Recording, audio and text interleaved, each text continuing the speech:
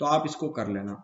A P स्थान से Q स्थान तक पर जाने के लिए चलना आरंभ करता है, उसी समय बी क्यू से पी जाने के लिए चलना आरंभ करता है। देखिए यह कोई स्थान है P, यहाँ से कोई स्थान है Q, यहाँ से A स्टार्ट करता है इधर जाने की ओर और B स्टार्ट करता है इधर जाने की ओर।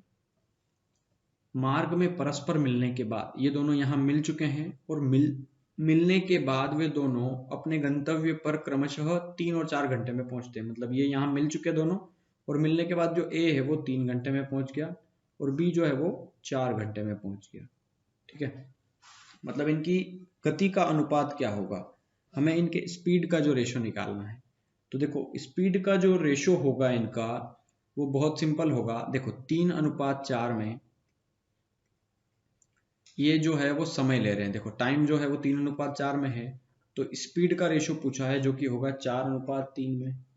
ठीक है, लेकिन ये सवाल अगर सरल होता, जैसे कि ये दोनों कब मिलेंगे, किस गति से मिलेंगे, अगर ये इस तरीके का रेशो कुछ पूछता तो हम इसको थोड़ा सा जल्दी कर पाते। ठीक है, लेकिन यहाँ पे सवाल थोड़ा सा ये डिफरेंट दिया है, अलग तरीके से सवाल इसलिए दिया है क्योंकि यहाँ पे ये मिलने के बाद इतने घंटे में पहुंचा 3, ये मतलब ये यहाँ से लगा करके यहाँ तक का जो लिया गया समय वो 3 घंटे है, और ये जो बी है वो यहाँ से चला और यहाँ से लगा करके यहाँ तक के जो ये समय लिया ना इसने यहाँ से यहाँ तक का, ये दिया है समय 4 घंटे का। ठीक है, इतना सा। तो ये जो मिलने के बाद का जब केस आए तो आपको हमेशा ध्यान रखना है कि जो भी स्पीड आएगी वो प्लेन स्पीड उसका आंसर नहीं होगी, 4:3 आंसर नहीं होगा, इसका आप स्क्वायर रूट निकाल लो, ये आंसर होगा। मतलब अगर इसको सोल्व करें तो 4 स्क्वायर रूट किसका होगा, 2 का, और √3 सोल्व नहीं होता है, तो 2:√3 ये होगा हमारा आंसर।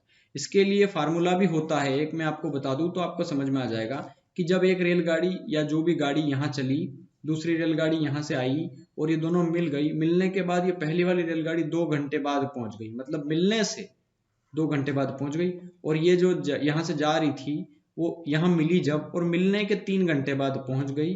तो ये तो इनका समय का रेशो दिया था, आप उसको विपरीत कर दो, मतलब उल्टा कर दो, तो टाइम स्पीड का रेशो आ जाएगा और स्पीड का स्क्वायर रूट निकाल लो। ठीक है, या फिर इसका दूसरा तरीका अगर मैं कहूँ तो ये होगा स्पीड, पहले की स्पीड बराबर दूसरे की स्पीड, मतलब पहले की चाल बराबर दूसरे की चाल बराबर √ऑफ दूसरे के द्वारा लिया गया समय बटे पहले के द्वारा लिया गया समय। तो पहले दूसरे को कितना समय लग रहा है, रूट में देखेंगे 4, पहले को लग रहा है 2 घंटे, तो 4 किसका स्क्वायर रूट होता है, 2 का, और 2 किसका, सॉरी दूसरे वाले को लग रहा है 3 घंटे। ठीक है, तो 3 किसका स्क्वायर रूट होता है, किसी का नहीं, तो 2:√3 ये होगा आपका आंसर। तो दोनों केस ठीक है आपके लिए, आप इससे भी कर सकते हैं, ऐसे भी कर सकते हैं।